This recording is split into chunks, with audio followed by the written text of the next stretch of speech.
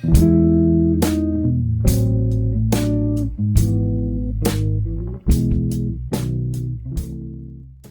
ora, I'm Erin J. Doyle. Welcome to my channel. I don't like today. I don't like today because I had plans back in 2019 where plans seemed like sensible things to make. I had plans. I was going to finish my Camino story in 2020. I was going to indie publish it in May of this year, assuming I wasn't mysteriously picked up in the interim. And then, having released it in about May, I was going to have a physical copy of my published book and I was going to take it with me back to Spain. Today, I was meant to arrive in Saint-Jean-Pied-de-Port with a copy of my book in my backpack, and I was going to start walking the Camino de Santiago for a third time. Instead, I am, oddly enough, still in New Zealand and back in lockdown. And it's like, well, none of that's my fault, and it's fine. And I guess it's fine anyway, because the book isn't finished. So the fact that we're in lockdown doesn't matter because the book isn't finished. But yes, nonetheless, this was, you know, a date that I had chosen and it was important and I was going to do the thing. Grumpy. But anyway. So, given that I'm not doing what I hoped I would be doing, I guess I'm going to make a video talking about what I have achieved lately to make myself feel better. I'm still working on my Camino story. I'm still working on the editing / rewriting phase. What I'm trying to do with this story is slightly different from what I've done previously. In my previous novel that I drafted, I would take pieces to a critique group at least once a week, and then for the next week I'd have a new piece and possibly edits to the previous week's piece. I thought I was being productive, but mostly I was just really treading water around the beginning of the story. And I felt that part of that was because of the critique partner process, because I was always bringing in, here is the introduction, and then getting bombarded with questions and realizing that my critique partners were completely misinterpreting what I was saying, and they'd try and fix it. And then the same thing would happen the next week and I'd try and fix it. And I think part of that was me being too vulnerable to the critiquing process. So with my Camino story, I actually just haven't gone back to a critique group. There's actually another reason for that, but that's the subject for a different video. So I haven't been taking this to a critique partner, I've just been working on it on my own, and I think that does in some ways reduce the motivation to get something ready for next week, because it's not like there's anyone sitting there waiting to read my work. I don't risk showing up to the meeting with nothing if I do nothing, so that's kind of bad, but at the same time actually moving forward as well. So that's been interesting to see. So what I'm currently doing, in addition to not taking it to a critique group, is I'm just working in a linear fashion, beginning to end, with the rewrites. And if I come up to something I'm like, oh, actually I needed to have set this up previously, or this would be a neat piece of dialogue, but actually I think it should have been earlier, or anything like that, I am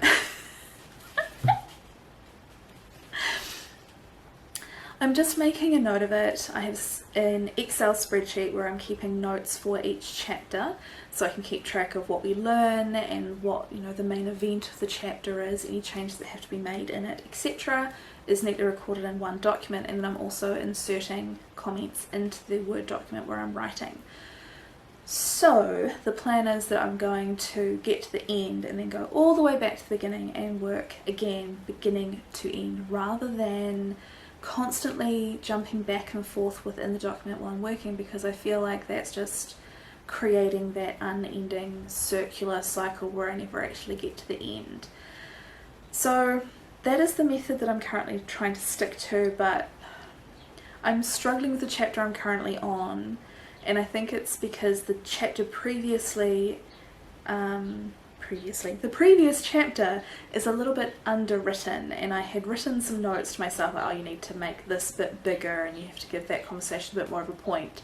And then I've gone to the next chapter and I'm just like, but until I've decided, like, resolve exactly what's going to happen with that character in the previous chapter, I don't know if I want them to appear in this chapter after all. And so I think with these two chapters I almost need to rewrite them together, because one brings in a character for the first time. So yeah, it works really well. This is what I'm going to do method suddenly isn't working very well, so I'm struggling a little bit, but it's fine. We no longer have a deadline, so it's fine. I've also been putting some thought into my Tales from the Coast story, which is the family history piece.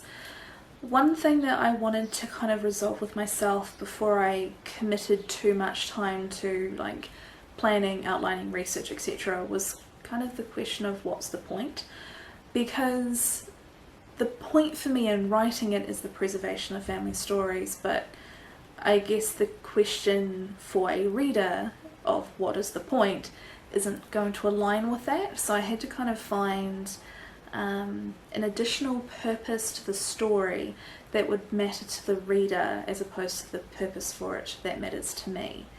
And I have found my purpose, and I guess it's still very me orientated, but I guess that doesn't matter, because I've realised that I'm basically going to make this a little bit autobiographical, in that I want to kind of tell it in the same, not the same way, but a similar way to Mouse. So in Mouse, for those of you who are not familiar with it, it's a story about a Polish Jew. Is he Polish? No. Now I'm doubting myself. Anyway, a Jewish person and their experience during the Holocaust and surviving Auschwitz and Dachau and the train in between.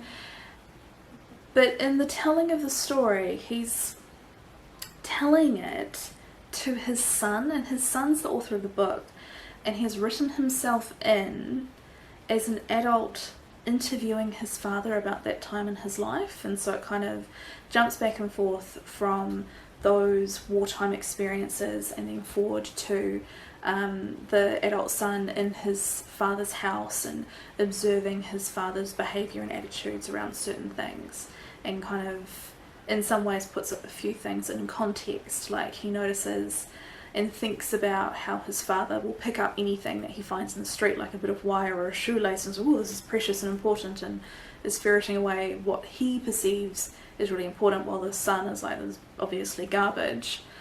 And then you see through the retelling of his experiences that the father survived many times basically because of random bits of shit he had in his pocket. Like, the saving and keeping of little tiny apparently useless things was really important to his survival at one point, so it kind of got brought forward. So it was really interesting to read that and kind of experience that sort of format where you get to see the story and then like the author's experience of learning the stories.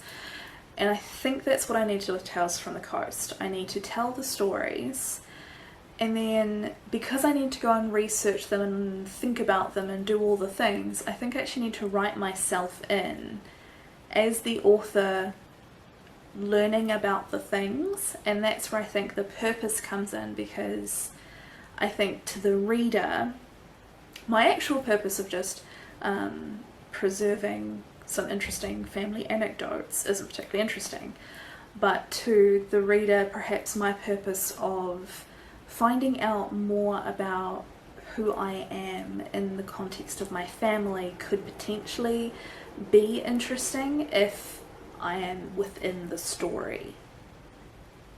If that makes any sense. I don't know, I might have just rambled for nothing, but anyway. So I think that's how I want to handle it. I may change my mind. We're still very early days, but I think that's the way to provide purpose in the eyes of the person who later reads the story. Moving on to my reading plans. This year I had planned to read 25 books. So far I've read 17. I'm halfway through number 18, excluding poetry and non-fiction, because I'm always halfway through something and they take forever. So 18th novel is what I'm halfway through. This month I should be kicking off my banned book reading, so because censorship is a topic quite close to my heart, I choose to acknowledge Banned Book Week for an entire month. That's also because I can't read that fast. So what I've done in previous years is read several banned or frequently challenged books in September. This year I do have a couple of books just here to choose from which are frequently banned or challenged. We'll see if I get there. I think given everything that's going on right now with the shutdown and how it's affecting my work and everything else, I'm just gonna, like, if I read one of them, I'm going to consider that job well done and we're not going to worry about it. Another goal for this year, which has been a little bit destroyed by the COVID shutdowns, is my desire to participate in some poetry slams. There were a lot of events on this month that I could have gone to, but then they were all shifted to online because of the COVID shutdown, and my internet isn't that reliable. I notice in like meetings with work, like I get quite choppy audio, and I quite often get those like, oh, your connection is weak, blah blah type banners across my screen, and I don't want to be dealing with that whilst trying to deliver a performance piece. So yeah, we probably aren't going to be able to do any of the poetry stuff that I had hoped to do this year. We could probably consider this comeuppance for not getting onto it earlier, but never mind. It feels like the summary of this video is pretty much all my plans lie in complete ruin, and I'm just pretending I'm super great about that because I haven't another choice. But now I have a plan, or rather an opportunity to make a plan for next year, which just seems so painfully optimistic, especially because this plan involves leaving the country. The thinking is, maybe I commit now to doing the Camino next year. If I make that commitment now, then obviously that gives the people I work with time to figure out what they're going to do without me for a month in the middle of the year when I never take annual leave. If I decide to do the Camino next year, I could start training now, which would actually be pretty easy because I'm already training for an event, so I could just do the event that's coming up and then not stop with the training, and it would be great. It would also mean I could potentially book in with Orison. So if you walk from Saint-Jean to Roncesvalles, it is an extremely long, extremely uphill, very painful long day. I have done it in one hit. It was not great. I don't want to do it a second time. I have also broken it up. So my first Camino, I walked from Saint-Jean to Honto and then Honto to Roncesvalles. Orison is just a little bit further up the hill than Honto. I would like to stay there because obviously that's just another couple of kilometers shaved off the next day's longer walk, and because I've never stayed there. I don't know what it's like, but I know it has a pub and a deck that overlooks the valley below, and it might be nicer / at least different from the experience of staying in Honto. The trick is that Orison books up fast. So in previous years, I don't know about COVID years, but in the past the advice has been to book with Honto like a year in advance if you can, which would mean booking now. I could do that. So, do I book a bed at Orison and start training in the hope that international travel will be a little bit easier this time next year? Or do I do what I said this time last year and say, oh no, we'll see how that plays out, and book nothing, and then be proven correct that that was the right thing to do? I don't know. I don't know what to do. But there's something about the idea of making the plan and committing to it through making a booking feels quite exciting.